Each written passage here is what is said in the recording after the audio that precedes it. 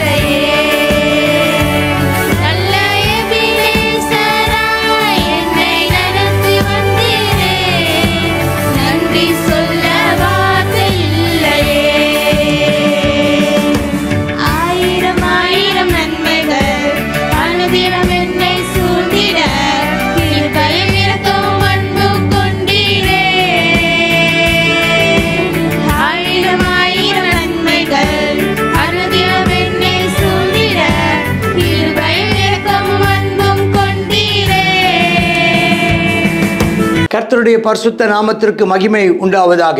சங்கீதம் 105 இது ஒரு பெரிய சங்கீதம். இந்த சங்கீதத்தில் 45 வசனங்கள் இருக்குது. இதில் மிக முக்கியமாக 3 பெரும் பிரிவுகளாக நாம் அதை சொல்லலாம். 3 பெரும் பிரிவுகளாக சொல்லலாம்.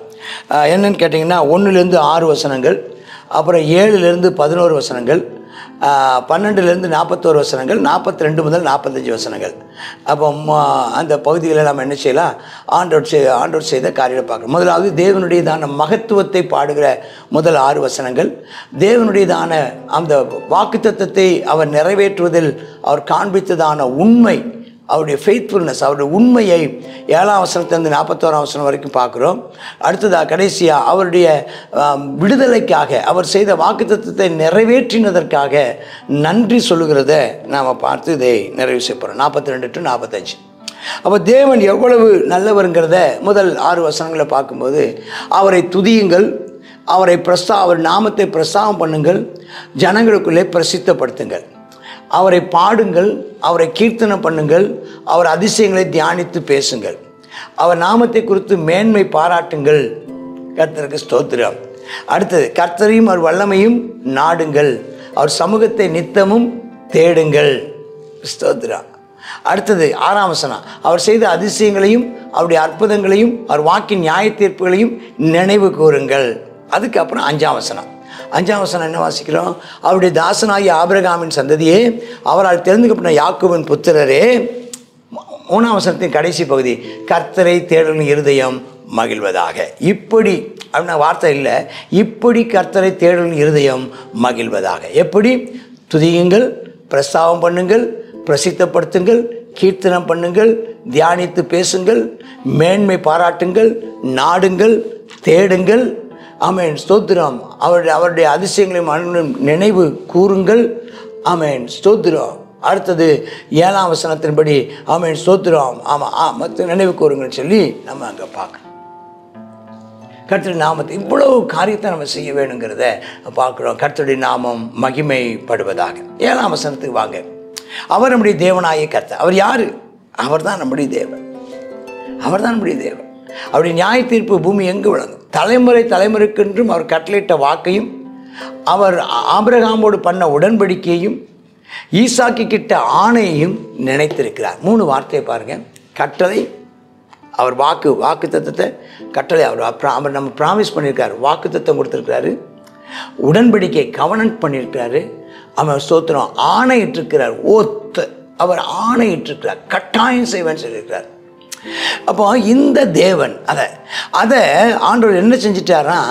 இதை நினைச்சிருக்கிறாரா? அப்புறம் அதை யாக்கோபுக்கு பிரமாணமாகவே கொடுத்திருக்கிறாரா? இஸ்ரவேலுக்கு நித்திய உடன்படிக்கையாக ஏற்படுத்தி உனக்கு கானான் தேசத்தை தருவேன் என்று ஆண்டவர் சொல்லிட்டார். இதான் 11. இதுதான் வாக்கு தத்தம். என்ன வாக்கு தத்தம்? தேசத்தை சுதந்திரமாய் கொடுப்பேன். நமக்கு புதிய ஏற்பாட்டு மக்களுக்கு கொடுத்துருக்கிற வாக்குத்தத்தம் என்னன்னு கேட்டிங்கன்னா வாசித்தர முடியுமா? புதிய ஏற்பாட்டில் ஆண்டவர் வாக்கு கொடுத்துருக்கிற வாக்குத்தத்தம் 1 யோவான் 2ஆம் அதிகாரத்தில் அந்த 25ஆம் வசனமான்னு பாருங்கள். ஆமென். நித்திய ஜீவனை தருவேன் என்பதை அவர் நமக்கு பண்ணியிருக்கிற வாக்குத்தத்தம் நம்ம பார்ப்பீங்க. பாருங்கள். ஆமென். ஸ்தோத்திரம். நம்முடைய பாவங்களை நிவர்த்தி செய்கிற கிருபாதார பலி அவரே. நம்முடைய பாவங்களை மாத்திரமல்ல இல்லை, 2ஆம் அதிகாரம் 25ஆம் வசனத்து பக்கம். ஆமென். உங்கள் சுதந்திரம் நித்திய ஜீவனை அளிப்பேன் என்பதே வாக்கு. இது நமக்கு புதிய ஏற்பாட்டில் நமக்கு தந்திருக்கிற வாக்குத்தத்தம் நித்திய ஜீவனை. அதாவது இன்னொரு இடத்துல வாசித்தீங்கன்னா பைபிளில் சொல்லப்பட்டிருப்பாருங்க, அவன் பயப்படாதே சிறுமந்தையே, ராஜ்யத்தை கர்த்தர் உனக்கு என்ன செய்வாராக? ஆண்டவர் உனக்கு கொடுப்பாராக. ராஜ்யத்தை கர்த்தர் உனக்கு தருவாராக. கர்த்தரின் நாமத்திற்கே மகிமை உண்டாவதாக. அப்போ ராஜ்யத்தை ஆண்டவர் நமக்கு தருகிறவராக ஆண்டவர் இருக்கிறார். ராஜ்யத்தை நமக்கு தருவார். அதான் நமக்கு புதிய ஏற்பாட்டு வாக்குத்தத்தம் அப்படிங்கிறத பார்க்குறோம். ராஜ்யத்தை தருகிறார் ஆண்டவர் நமக்கு. ஸ்தோத்திரம். ஆண்டவர் நம்ம அந்த பழைய ஏற்பாட்டில் 12ஆம் வசனத்தில் பார்க்குறோம். சுதந்திரமாக கானான் தேசத்தை கொடுப்பேன். ஸ்தோத்திரம் தான். ஆமென். அடுத்ததாக 12ஆம் வசனத்திலிருந்து பார்க்குறோம். எப்படி இருந்தவர்களை எப்படி எந்த அளவுக்கு கொண்டு வந்தாருங்கிறத 12 முதல் 41 வசனம் வரைக்கும் சொல்கிறார். எப்படி இருந்தவங்க கொஞ்ச தொகைக்கு உட்பட்ட சொற்ப ஜனங்கள். அப்போ அவங்களும் பரதேசின்னு சொந்த இடம் இல்லாமல், தங்க இடம் இல்லாமல், அங்கங்கே ஒட்டுல தங்கி வந்த பரதேசி. அவங்க ஒரு ஜனத்தை விட்டு மறு ஜனத்தண்டைக்கு அந்த கானானுக்கு வந்தாங்க. அங்கேருந்து மம்ரே போனாங்க, அங்கேருந்து அந்த பக்கம் போனாங்க, இந்த பக்கம் போனாங்க, எகிப்துக்கு போனாங்க, திரும்ப வந்தாங்க. அதுக்கப்புறம் பெலிஸ்தீன் தேசத்துக்கு போனாங்க, அப்புறம் திரும்ப வந்தாங்க. அதன் பின்பதாக அவங்க இங்கே பெயர்சபால இப்படி அவங்க அப்படி மாறி மாறி மாறி மாறி வந்துகிட்டே இருந்தாங்க. ஒரு ராஜ்யத்தை விட்டு இன்னொரு ராஜ்யத்துக்கும் போனாங்க. ஆனால் அவங்கள ஒடுக்கும்படி ஒருவருக்கும் இடம் கொடுக்கலை. அவங்க ரொம்ப செல்வசீமானாக இருந்தாங்க, நல்ல ஆடு மாடுகளோடு நல்லா இருந்தாங்க. ஆனால் ஒருவருடைய பொறாமையும் அவங்க மேலே வராதபடி, ஒருவருடைய கண்களும் அவர் மேல் வராதபடி, ஒருவருடைய அவர்களை யாரும் ஒடுக்காதபடிக்கும் கர்த்தர் காத்து கொண்டாராம். அவர் நிமித்தம் ராஜாக்களை கடிந்து கொண்டாராம். அந்த அமலேக்குங்கிற ராஜாவை கடிந்து கொண்டார் பார்க்குறோம். அவர் ராஜாக்களை கடிந்து கொள்கிறவர். அவர் சொன்னாராம், நான் அபிஷேகம் பண்ணவங்களை எனக்கு தொடாதீங்க, என் தீர்க்கதரிசிக்கு தீங்கு செய்யாதீங்கன்னு சொன்னாராம். அப்படி அவங்கள அவ்வளோ அழகாக அவங்கள பாதுகாத்தாராம். எப்போ 15ஆம் வசனம் வரைக்கும் அப்படி பாதுகாத்தார். அப்போ அந்த வாக்குத்தத்தத்தை நிறைவேற காலம் வருது. ஸ்தோத்திரம். அப்போ என்ன செய்கிறாருன்னா, அந்த டைமில் முழு உலகத்துலேயும் ஒரு பஞ்சம் வருது. ஆகாரங்கிற ஆதரவுக்கோள் முற்றிலும் முறிச்சிட்டார். அப்போ அவங்கள காப்பாற்றுறதுக்கு ஒரு புருஷன் அனுப்புகிறாரு. அவன் பெயர் யோசேப்பு. அவனை அனுப்பும்போது ரொம்ப ராஜாவாக அனுப்பலை, ஒரு அடிமையாக அனுப்புனார். அவன் காலை விலங்கு போட்டு ஒடுக்குனாங்க. அவன் பிராணன் இரும்பில் அடப்பட்டிருந்தது. கர்த்தர் சொன்ன வார்த்தை நிறைவேறும் அளவும் அவருடைய வசனம் அவனை புடமிட்டது. சில நேரங்களில் நம்முடைய வாழ்க்கையிலேயும் சில ஆண்டவர் விரும்புகிற இடத்திற்கு நம்ம வரும் வரைக்கும் அவருடைய வசனம் நம்ம என்ன செய்கிறதா புடமிட்டு நம்மளை சுத்திகரித்து நம்ம ஆசீர்வதிக்கிறதா. கர்த்தருக்கு ஸ்தோத்திரம். அல்லேலூயா.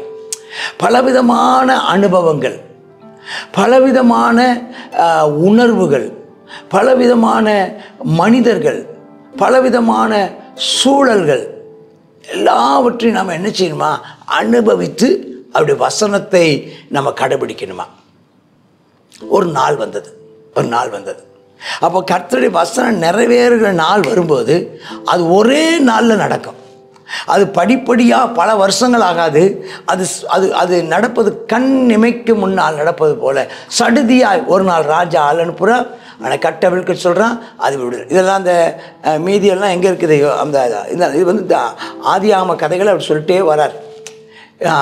இங்கே நம்ம 39ஆம் அதிகாரத்திலிருந்து யோசேப்பினுடைய வாழ்க்கையும், யோசேப்பு பார்வோனுக்கு முன்னால் நின்னதும், அவங்க அங்கே அந்த சொப்பனத்துக்கு வியாக்கியானம் கொடுத்ததும், இந்த விஷயங்கள் எல்லாம் பேசிட்டு வர்றார். அப்போ அனுப்புனானா, தன் பிரபுக்களை அவன் மனதின்படி கட்டவும், தன் மூப்பர்களை ஞானிகளாகவும், அவனை தன் வீட்டுக்கு ஆண்டவனும் தன் ஆஸ்திக்கெல்லாம் அதிபதியும் ஆக்கிட்டானா. பாருங்க, இவ்வளோ பெரிய காரியம். அடிமையாய் வந்தவன் இப்போ அரசனானா. கர்த்தருக்கு ஸ்தோத்திரம். அவனை அது அந்த அளவுக்கு அவன் மேலே, ஏன்னா அவனுக்கு இருந்ததான ஞானம், அவனுக்குள்ளே இருந்த ஞானம். சரி, அதிபதியாக அவனை அவங்கள உருவாக்க, அவங்கள ட்ரெயின் பண்ணவும், அவங்களுக்கு கற்றுக் கொடுக்கவும், அவங்களுக்கு எஜமானாகவும், அவங்களுக்கு அதிபதியாகவும் வச்சு. அப்போ இஸ்ரவேல் எகிப்துக்கு என்ன செய்கிறான், வர்றான். அவங்க இந்த கதையை அப்படி சுருக்கமாக சொல்கிறாரு. ஆமாம், அவர் தம்முடைய ஜனங்களை மிகவும் பழுக பண்ணாராம். அப்படி சத்துருக்களை பார்க்கணும் பலவான்கள் ஆகிட்டாங்களாம். நல்ல தம்முடைய ஜனங்களை பகைக்கவும், தம்முடைய ஊழியக்காரரை வஞ்சனையாக நடத்தவும் அவருடைய இருதயத்தை மாட்டினார். 25ஆம் வசனத்தில் சப்ஜெக்ட் மாறுது. என்னவோ நல்ல பலவான் ஆக்கினார். 25ஆம் வசனத்தில் இன்னொரு காரியம் நடக்குது. அந்த 25 ஒரே வசனத்தில் சொல்கிறாரு, பார்வோனின் அடிமைத்தனமும் பார்வோனின் கொடுமைகளும். அதான் 25ஆம் வசனம். இதெல்லாம் எங்கே இருக்குது? யாத்திராகம புத்தகத்தில் இருக்குது. அவனை பகைத்தான், அவர்களை வஞ்சனையாய் நடத்தினான். அவருடைய இருதயத்தை அவங்க என்ன செய்தாங்களாம், அந்த கடினப்படுத்தினாரா, பார்வோனுடைய கடின இருதயம். அந்த டைமில் ஆமாம் 26ஆம் வசனத்தின்படி மோசேயை, ஆமாம் தாசனா மோசேயை தெரிந்து கொண்ட ஆரோனையும் ஆண்டவர் என்ன செய்கிறாரா, அனுப்புகிறார். அது செய்கிறார். அப்போ அவங்க அடையாளங்களை செய்கிறான். காமின் தேசம், காம் யார், இந்த சேம் காம் யாப்பேத், காமின் தேசம்தான் எகிப்து. அங்கே அற்புதங்களே செஞ்சாங்களாம். அப்போ என்னென்ன அற்புதம் செஞ்சான்னா நிறைய வார்த்தைகள், சிலதை சுருக்கமாக சொல்லிட்டாங்க. இருளை அனுப்பினார், ஆமாம் அந்தகாரத்தை உண்டாக்கினார். அவருடைய வார்த்தைகளை எதிர்ப்பார் இல்லை. தண்ணீரை ரத்தம் மாற்றினார், மச்சங்களை சாக பண்ணார். தவளை வந்துச்சு, ஆமாம் எல்லா இடத்துக்கும் தவளை வந்துச்சு, வண்டு வந்துச்சு, பேன் வந்துச்சு. 32ஆம் வசனம் கல்மலை வந்துச்சு, அக்கினி ஜுவாலிக்கிற அக்கினி வந்துச்சு. 33ஆம் வசனம் திராட்சை செடி போச்சு, அத்திமரம் போச்சு, மரங்கள் முறிஞ்சு போச்சு. 34ஆம் வசனம் வெட்டுக்கிளி வந்துச்சு, பச்சைப்புழு வந்துச்சு. 36ஆம் வசனம் தலைச்சன்கள் எல்லாம் அனைத்தையும் சங்கரித்து போட்டார், முதல் பலனான யாவரையும் சங்கரித்து போட்டார். அப்போ கடைசி அவன் போய் சொல்லிட்டான். அடுத்து என்ன நடக்குது? புறப்பாடு 37ஆம் வசனத்தில் அடுத்த விஷயம். அப்பொழுது வெள்ளியோடும் பொன்னோடும் புறப்பட பண்ணார். அவன் கோத்திரங்களில் பலவீனப்பட்டன் ஒருத்தனும் இல்லை, ஒரு நோஞ்சாங்கூட கிடையாது. அல்லேலூயா. எல்லாமே மிலிட்ரி மேன் மாதிரி தான், ஒரு நோஞ்சாங் கிடையாது. ஏன்னா இவங்க கடின உழைப்பாளிகள் அல்லவா, ஒரு நோஞ்சானும் கிடையாது. எல்லாரும் பலசாலிகள், பலவீனப்பட்டம் ஒருத்தருமே இல்லையா. எகிப்தில் அவங்களுக்கு பயந்ததுனால புறப்பட்ட போது நல்ல வேலை இவங்கெல்லாம் போனாங்களேன்னு நினச்சாங்களாம். ஆண்டவர் போகும்போது அவங்களுக்கு மேக ஸ்தம்பத்தை கொடுத்தாராம். 39ஆம் வசனம் ராத்திரி வெளிச்சமாக இருக்கிறதுக்காக அக்னி ஸ்தம்பத்தை தந்தாராம். அவங்க கேட்டாங்களாம், காடையை வர பண்ணாராம். அவங்க கேட்டாங்களாம், வானத்திலிருந்து மன்னாவை கொடுத்து பசி ஆற்றினாராம். தண்ணி வேணும்னு கேட்டாங்களாம், கண்மனையை திறந்தாராம், தண்ணீர் புறப்பட்டு வந்துச்சா.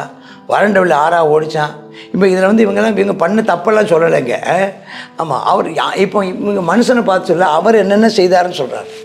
அவர் தம்முடைய பரிசுத்த வாக்கு தத்தத்தையும் தம்முடைய தாசனை ஆபிரகாம் பண்ண உடன்படிக்கையும் நினைத்து ஆண்டவர், அதுதான் முக்கியம். 42ஆம் வசனம் திரும்ப வாசிங்க. அவர் வாக்கு தத்தத்தை, அது என்ன வாக்கு தத்தம்? பரிசுத்த வாக்கு தத்தம். ரெண்டாவது அப்படியே உடன்படிக்கையும் நினைச்சு, ஆமாம் என்ன செய்கிறாரா, தம்முடைய ஜனத்தை களிப்போடும் தெரிந்து கண்டப்பவர்களை கம்பீர சத்தத்தோடும் புறப்படப்படினார். ஆடலோடும் பாடலோடும் துதியோடும் ஸ்தோத்திரத்தோடும் அல்லேலூயா முழக்கத்தோடும் அங்கே இருந்தார்.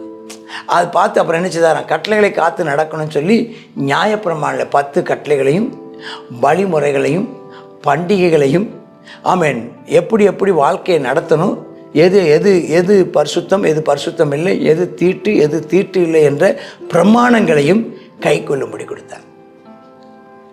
அதுக்கப்புறம் 45ஆம் வசனம் அவருடைய புறஜாதியுடைய தேசத்தை, கானான் தேசத்தை கொடுத்தார்.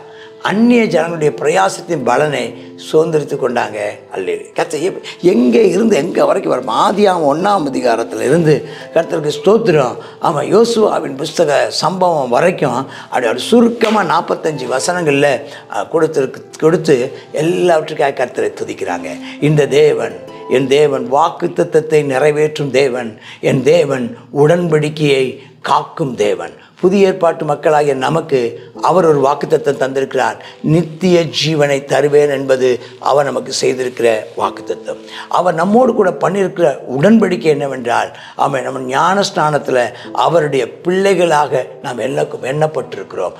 நாம் இப்போது தேவனுடைய பிள்ளைகள் என்று எண்ணப்படுகிறோம். நாம் அவருடைய பிள்ளைகள், நாம் அவருடைய சந்ததி. நாம் அவருடைய உடன்படிக்கையின் பிள்ளைகளாக இருக்கிறோம். யாரெல்லாம் ஞானஸ்நான உடன்படிக்கைக்கு உட்பட்டிருக்கிறீர்களோ, யாரெல்லாம் ஆமென் ஸ்தோத்திரம் அவருடைய உடன்படிக்கையின் ஏதுக்களாகிய அவருடைய திரு சரீரத்திலையும் அவர் இரத்தத்திலையும் பானம் பண்ணி அவரோடு கூட உடன்படிக்கையில் ஆமென் ஸ்தோத்திரம் உறுதியாக இருக்கிறீர்களோ, அவர்கள் அத்தனை பேருக்கும் அவர் தம்முடைய வாக்குத்தத்தத்தை நிறைவேற்ற உண்மையுள்ளவராக இருக்கிறார். உண்மையுள்ளவராக இருக்கிறார். சதா காலமும் உண்மையுள்ளவர். உங்களை கடைசி வரைக்கும் நடத்துவார். ஆமேன், ஆமேன். God bless you.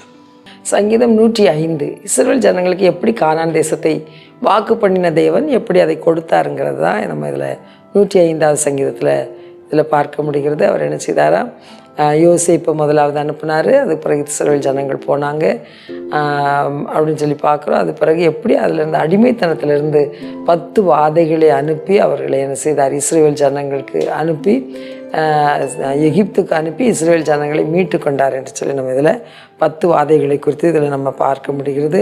அது மாத்திரம் இல்லை, அவங்க வழி நடந்து வரும்போது கானான் தேசத்தை கொடுப்பேன்னு சொல்லி வாக்கு கொடுத்த தேவன் அவங்க வழி நடந்து வர்ற பாதையெல்லாம் பகலில் மேகஸ்தம்பத்தினால் இரவில் அக்கினி ஸ்தம்பத்தினால் அவர்களை வழி நடத்தினார். அவர்களுக்கு காடையை கொடுத்தார், அப்பத்தை கொடுத்தார். ஆமீன். புறஜாதிகளுடைய தேசத்தை புறஜாதிகளை துரத்தி அந்த தேசத்தை கொடுத்தார் என்று சொல்லி பார்க்கிறோம். அந்நிய ஜனங்களுடையதான பிரயாசத்தை, கையின் பிரயாசத்தை இவர்கள் சாப்பிட்டார்கள் என்று சொல்லி பார்க்கிறோம்.